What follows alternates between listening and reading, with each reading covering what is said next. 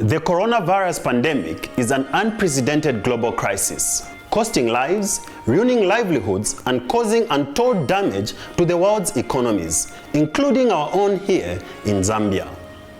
Everyone has been affected, but spare a thought for our musicians. There can be no question about the problem the lockdown has inflicted on them. The lockdown has cut off one of their most dependable sources of income: live shows. The nightmare of COVID-19 will of course end one day. Until then, people who survive by entertaining crowds face tremendous pressures and many fear for their futures. I've been speaking to Robert Banda, who many of you know as Roberto. Hey guys, how you doing? This is Roberto, your superstar. I want to give you guys a little sneak peek into my studio, my home setup. This is basically where everything happens, right over here. So all the recordings, everything happens from right here. So I hope you're inspired. You can create anything from wherever it is where you are. So please don't let anything stop you from being great. Peace out. You guys take care. God bless you. Life at the moment is tough. COVID-19 hasn't made things easy for anybody in all sectors of business fields. And at the moment, as an artist, it is tough because we don't have any events. We're unable to make money off what we love to do best, which is engage with our fans, our followers.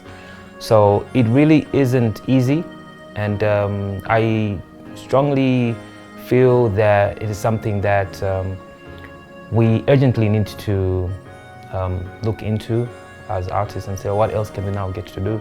I think it's also a wake-up call for all of us to remember that we shouldn't just only rely on live performances. What other means and ways can we actually generate revenue or make money? So a number of people, of course, are running to utilize social media and share their content and have their Facebook Live updates. But for many, that's not bringing any money. So it's a moment where we have to be creative as creatives, and I'm sure you now notice a number of people are now getting to venture into making branded face masks just as a way to, sustain themselves and other ventures as well. So it's really tough, but I'm sure we'll get through it. COVID-19 bringing any money? Unless if you are a part of the campaigns, ongoing campaigns, especially with different organizations that are now getting to see the need to utilize artists and spread the message, because the truth of the matter is artists will always be the messengers, especially now that we are in this situation. Song or music is one way in which we can actually share the message across. So those that are working with organizations, of course, are being paid for the work that they're doing, which is another amazing way in which we are able to make a little money. So the question is, how long are we going to be singing the very same song? It's like the way it was with AIDS back in the days, where we would have songs that are created for awareness purposes. So it is now up to each artist to be creative and keep that message flowing and so on and so forth. But I don't see us creating material every week for COVID-19. I would want to presume that we'll be working on a needed basis. When I say needed basis, only when it is necessary for an organization. Maybe there's a particular way in which they want to channel that message, then you're approached. But to say you have an entire album created for COVID-19, I highly doubt that. So you find maybe an artist will work on 1 or 2 songs, depending on the message that, for example, an organization wants to put across. So it's limited, but if it's bringing some money, at least it's helping. Wow, paying bills is an issue. Surviving. This is where you have to be a tough person, a tough artist, and you have to rely on other businesses that you probably have been venturing into. I can only imagine, like I mentioned earlier, just our other artist friends who have solely been depending on live performances, for example. This should really be a tough period because you have no means of generating revenue. So in my case, I have tried to venture into other businesses, and that is, I would say, what is helping and sustaining us. So as it is, we are depending on other businesses to keep us moving. Other than that, I think it would really have been very rough. The music landscape will never be the same. It will not be the same for a while, but I think eventually we will adapt. I have gotten to very interesting conversations with different people from different sectors, health sector, finance sector, and they have made reference to COVID-19, to the way things happened when we first heard of, for example, AIDS, or we heard of malaria and the likes. I mean, these are deadly diseases. So with time, we probably will see vaccines or medication that will help combat that. But to say it will be eradicated within, say, a month or two, I highly doubt that. So the best way for us is to try and see how best we can adapt to the situation and say, okay, how can we now improve the way we do our business? Because eventually people will want to go out. People will want to socialize because we are used to socializing. So there will be people who will want to watch you perform somewhere. So how is it going to be done? So I think we are now depending on information that is shared with us on how we can go about these events. For example, gatherings, social gatherings. Are we going to be restricted with the number of people that, for example, come for events? Or when people come to events, what sort of preventive measures, health preventive measures are going to be put in place? So I think it is a question of how now the health authorities will advise on how we can now utilize certain events in a certain manner. And yeah, we are hoping that we'll be given an opportunity to freely go out and perform to the people that enjoy our music, but I'm sure it will come with certain health regulations in place, so we'll wait and see. You've done a song on COVID-19 yourself. Tell me more about it. The pain won't last forever. The pain won't last forever. I've done a song and video about COVID-19, though the video is where we decided to share a message about COVID-19. Though the song initially was written with respect to my mother, and it came about during a conversation I had with her where I was telling about my health situation, and I had gone to the hospital, and the doctor mentioned to me that I had ulcers. So I was telling her about it and just how severe at that particular time my condition was, and she broke down and started telling me about how she does not want to hear stories like that, and just to see us healthy. And I think it kind of like just brought about memories of my elder siblings that passed on. And so she wept, and it touched me because she continuously kept saying, I don't want to lose another child. I don't want to lose any of my children. I'm tired of losing children. My husband is gone, and I don't want to lose any of you. So that really got to me, and it kind of like had me thinking, saying, how does she feel, and what sort of emotions touch her every time she hears of any of us in a certain situation. So I thought of writing a song based on her emotions and how we kind of like just sat there, and I was very quiet about it because I didn't know how to strengthen her, because I wouldn't even want to imagine how she's been feeling. So I wrote the song Don't Cry with respect to how we had that conversation. And in the video, I decided to work with Sports in Action, and wanted to bring a message about positivity, especially with regards to friends with special abilities.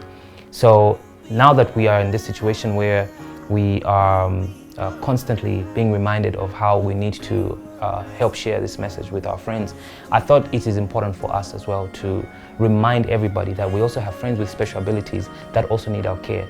Some might not fully understand what COVID-19 is, but if there's a family somewhere that has anybody in the household that has got special abilities, they too need to be reminded that we care for them.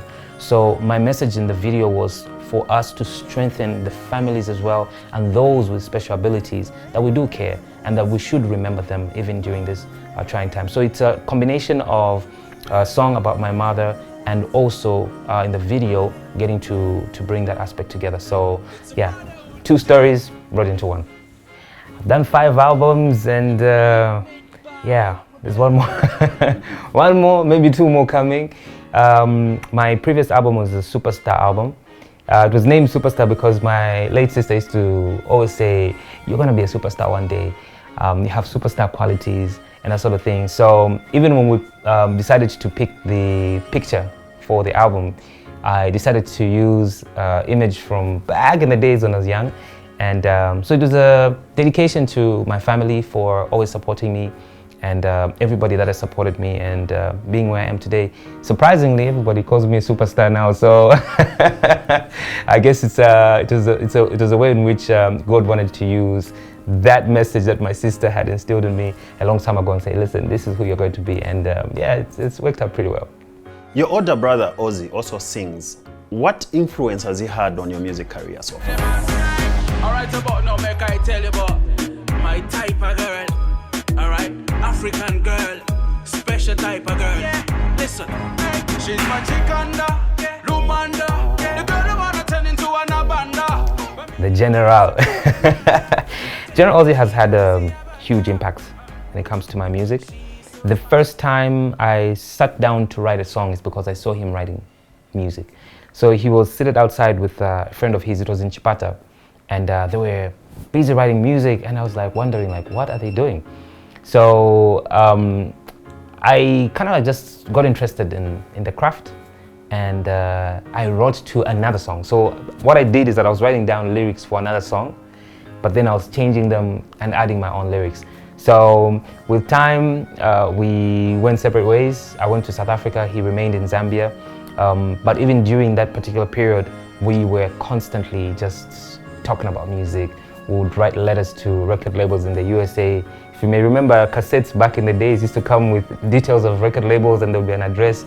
I don't know how many letters we wrote, you know, writing to people. Sometimes we just go in the road singing out loud because we wanted somebody to sign us. And it's really been a brotherhood arrangement. And the first time he recorded a song called Backstabber, he came to South Africa and played it for me and said, listen to this.